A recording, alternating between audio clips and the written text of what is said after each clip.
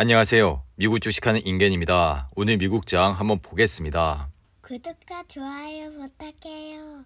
오늘 시장은 중간 선거를 하루 앞둔 가운데 장 막판으로 갈수록 투자 심리가 살아나면서 3대 지수는 일제히 상승으로 마감했습니다. 이로 인해 이날 다우는 1.31% 상승을 했고 S&P 500은 0.96% 상승 마감했습니다. 그리고 나스닥은 이날 0.85% 상승으로 마감했는데요. 그리고 현재 시장의 관심은 미국의 중간 선거인데 각종 여론조사를 보면 공화당과 민주당이 박빙 구도를 보이면서 하원은 공화당이 다수당을 차지할 가능성이 굉장히 높아 보입니다. 이는 민주당이 상하원을 모두 장악한 현재 의회 구도가 흔들릴 수 있다는 것인데요. 이렇듯 공화당이 이기는 구도로 가게 된다면 공화당이 의회 권력을 쥐면서 바이든표 돈풀기 정책이 줄어들 수 있고 이로 인해 인플레이션 악재가 커질 위험이 감소할 수 있다는 셈이 될 수가 있는데요. 다만 어느 쪽이 이기든 중간 선거 이후 증시 랠리가 왔다는 점도 시장이 기대하는 점입니다. 옥스퍼드 이코노믹스에 따르면 1950년 이후 S&P 500 지수는 중간 선거 이후 12개월 동안 평균 15% 이상 상승을 했는데요. S&P 500 차트를 보시며 이날 0.96% 상승을 하면서 아래 보이신 RSI는 52로 마감했습니다. S&P 500은 지난 10월 12일 3,577부를 찍고 이후 상승을 하면서 현재는 3.800선에서 흐름을 이어가고 있는데요. 그리고 나스닥 역시 이날 0.85% 상승을 하면서 아래 보이신 RSI는 44로 마감했습니다. 나스닥은 지난 11월 2일 3.36% 하락하면서 지난 10월 14일 이후 다시 한번 3% 이상 하락을 하는 모습을 보여줬는데요. 이로 인해 당분간 주시장은 극심한 변동성을 가질 가능성이 높으니 이러한 점을 잘 참고하시고 투자를 해주시기 바랍니다. 그리고 다가오는 10일에 나오는 지난달 소비자 물가 지수는 8% 상승으로 예상하고 있습니다. 11월 FOMC 회의에서 미국 연준은 기준금리를 4연속 75bp를 올려 현재 금리를 4%대까지 올려놨는데요. 하지만 여전히 미국 인플레이션 수준이 높고 고용지표가 탄탄하기 때문에 최종 금리는 더 높아질 것이라 예상이 됩니다. 이로 인해 앞으로 나올 주요 경제 지표에 따라 긴축 속도와 최종 금리 수준이 결정되는 상황으로 이번 주 발표될 미국 소비자 물가에 대한 관심이 굉장히 높아지고 있는데요. 그리고 미국의 10월 소비자 물가 지수는 다가오는 11월 10일 발표될 예정인데 지난달 9월 소비자 물가 지수 8.2% 상승보단 낮은 전년 대비 8% 상승으로 여전히 높은 상황이 이어질 것이라 생각이 됩니다. 그리고 소비자 물가 지수가 시장의 예상치보다 높게 나올 경우 빅스텝 금리 인상이 아닌 자이언트 스텝 금리 인상을 이어갈 수도 있다는 점에서 시장에 다시 한번 충격이 올 가능성이 있는데요. 반면 소비자 물가 지수가 시장의 예상치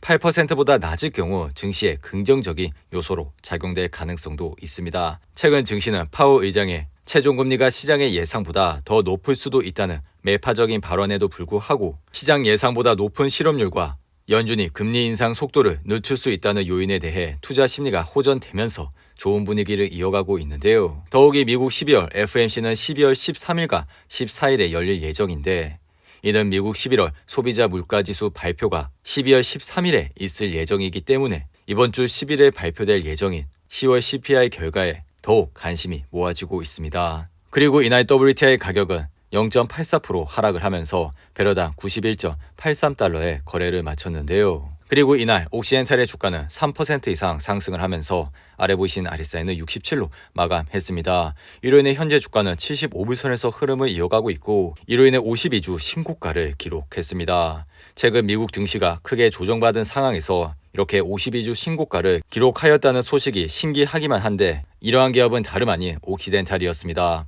특히나 올해 초부터 워렌 버핏의 버크셔 해서웨이가 엄청난 양의 정유주 주식을 사들였다는 뉴스가 심상치 않게 들려왔는데요. 특히나 버핏은 세브론과 옥시덴탈 주식을 집중적으로 매수했고 옥시덴탈의 경우 이미 대주주 자리에 오른 상황이었습니다. 그리고 그 당시만 해도 버핏의 정유주 풀매수에 대해 시장의 반응은 엇갈렸지만 이제서야 버핏의 선택이 정말 탁월한 결정이었다는 것을 알게 됐죠. 그리고 이날 애플은 소폭 상승하면서 아래 보이신 RSI는 41로 마감했습니다. 하지만 애플의 주가는 장중 135불대까지 떨어지면서 좋지 않은 흐름세를 이어갔는데요. 애플은 최근 중국 정저우 공장 완전 봉쇄로 주가는 크게 하락하는 모습을 보여줬습니다. 하지만 애플은 이날 상승으로 5거래일 연속 하락세를 끊고 상승 반전하는 데 성공을 했는데 전날 애플은 성명을 통해 아이폰 공장의 완전 봉쇄로 생산이 큰 타격을 입을 전망이라고 밝혔고 출하량 전망을 하향한다고 언급했습니다. 그리고 이날 테슬라의 주가는 5% 이상 하락을 하면서 아래 보신 RSI는 30으로 마감했습니다. 이로 인해 테슬라의 주가는 현재 197불선에서 흐름을 이어가고 있는데요. 이는 지난 10월 24일 장중 7% 이상 하락을 하면서 주가가 198불대까지 내려온 주가보다 더 내려온 모습을 보여줬습니다. 최근 테슬라는 일론 머스크의 트위터 관련 잡음으로 인해 혼란스러운 행보를 보이고 있고 이로 인해 주가 역시 지속적으로 좋지 않은 흐름세를 이어가고 있습니다. 그리고 이날 메타는 이번 주 수요일부터 대규모 정리 해고를 시작할 수 있다고 보도가 나온 이후 이날 6% 이상 급등을 했습니다. 메타의 현재 직원은 8만 7천 명이고 이로 인해 수천 명의 직원이 해고될 가능성이 높아지고 있는데요. 메타의 차트를 보시면 최근 3분기 실적을 발표하면서 24% 이상 급락을 하는 모습을 보였고 더불어 이날은 거래량을 동반한 폭락을 했기 때문에 당분간 주가의 흐름세는 좋지 않을 가능성이 높았습니다. 하지만 이날 정리해고 카드를 꺼내면서 이날은 6% 이상 상승을 했는데요. 이로 인해 현재 주가는 96불선에서 흐름을 이어가고 있죠. 메타는 작년 9월 384불을 찍은 이후 지속적인 하락세를 보이면서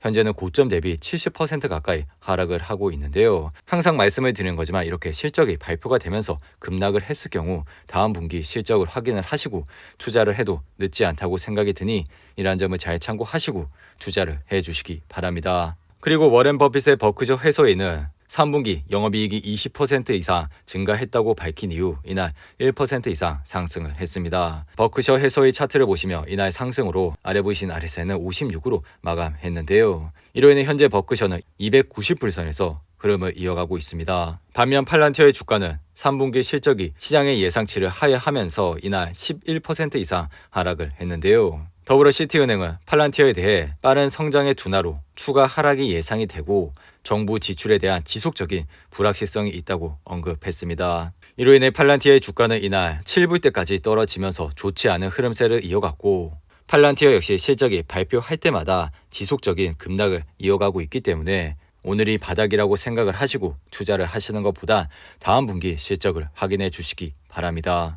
그리고 스파이 ETF를 보시며 이날 0.96% 상승을 하면서 아래 보신 RSI는 52로 마감했습니다. 최근 시장의 급격한 금리 인상과 다가오는 경기 침체 우려로 인해 개별 투자를 하시는데 크게 어려움이 있을 것이라 생각이 듭니다. 하지만 이런 스파이와 같은 좋은 ETF에 매달 적립식으로 꾸준히 투자를 하시게 된다면 앞으로도 좋은 수익을 얻을 수 있다고 생각이 드니 이러한 점을 잘 참고하시고 투자를 해주시기 바라고요. 그리고 주식시장의 피어인 그리드 지수는 이날 61로 마감을 했습니다. 항상 시장이 공포감에 있을 때 시장을 주목해 주시기 바랍니다.